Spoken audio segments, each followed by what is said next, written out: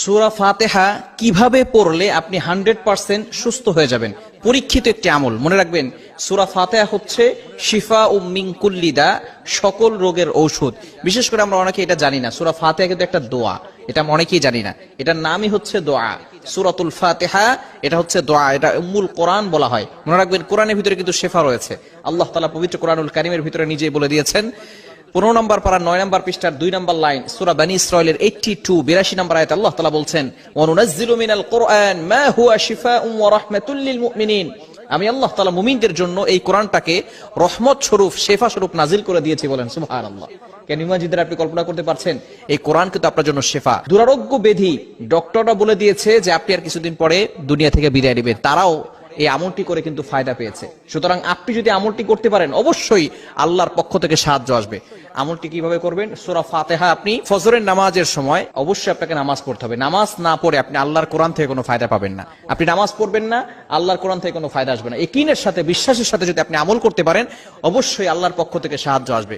বিশেষ করে আপনি ফজরের নামাজের সময় 2 রাকাত সুন্নত, 2 রাকাত ফরজ, সুন্নতের পরে এবং ফরজের আগে মধ্যবর্তী সময়, এই সময়ে আপনি প্রথমে 11 বার দুরূদ শরীফ পড়বেন। দুরূদ শরীফ বিশেষ করে সর্বশ্রেষ্ঠ দুরূদ হচ্ছে দুরূদ ইব্রাহিম। এছাড়াও আপনি আল্লাহুম্মা সাল্লি আলা সাইয়্যিদিনা মুহাম্মদ এতটুকু পড়তে পারেন, অথবা সাল্লাল্লাহু আলাইহি সাল্লাম এটাও পড়তে পারেন। তবে সর্বশ্রেষ্ঠ দুরূদ দুরূদ ইব্রাহিম, এই দুরূদটা আপনি বেশি পড়ার চেষ্টা করবেন। প্রথমে আপনি দুরূদ ইব্রাহিম পড়বেন 11 বার। এরপরে আপনি সূরাতুল ফাতিহা 41 বার পড়বেন, আউযু বিল্লাহি বিসমিল্লাহ সহকারে 41 বার সূরা ফাতিহা পড়বেন। এরপরে আপনি আবারও 11 বার দুরূদ শরীফ পড়বেন। এরপর একটা পাত্রে ফু দিয়ে ওই পানিটা আপনি সব সময় খাবেন। ইনশাআল্লাহ আল্লাহ পাক রব্বুল আলামিন আপনাকে সুস্থতার নিয়ামত দান করবেন। আপনি কল্পনাও করতে পারবেন না, যত ধরনের অসুস্থতা থাকুক না কেন, যদি আপনি আমলটা করতে পারেন এবং এই পানি আপনি খেতে পারেন, আল্লাহ পাক রব্বুল আলামিন আপনাকে সুস্থতার নিয়ামত দান করবেন। মনে রাখবেন, কোরআনের ভিতরে শেফা রয়েছে এবং সূরাতুল ফাতিহা হচ্ছে শেফা মিন কুল্লি দা। মৃত্যু ছাড়া কিন্তু সকল রোগের ওষুধ আল্লাহ পাক রব্বুল আলামিন সূরাতুল ফাতিহার ভিতরে দিয়েছেন। অনেক ওষুধ খেয়েছেন, অনেক ডক্টর দেখিয়েছেন, অনেক মেডিসিন নিয়েছেন, অনেক থেরাপি নিয়েছেন। আপনি একবার কোরআনের আমল করে দেখেন, ইনশাআল্লাহ অবশ্যই আল্লাহর পক্ষ থেকে সাহায্য পাবেন। কেননা কোরআনের ভিতরে কিন্তু শেফা রয়েছে। কোরআনের একটা মুজিজা হচ্ছে, অন্যতম মুজিজা, কোরআনের পাওয়ার আপনি দেখতে পারবেন যে আল্লাহ তাআলা কোরআনের মাধ্যমে আপনাকে সুস্থতার নিয়ামত দান করবেন।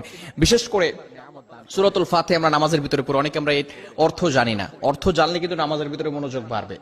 আল্লাহ পাক রব্বুল আলামিন কেমন যেন, যখন কোনো বান্দা নামাজে দাঁড়ায়, তখন নামাজে দাঁড়ানোর সাথে সাথে ওই বান্দার সাথে আল্লাহ তাআলা কেমন যেন কথা বলতে থাকেন।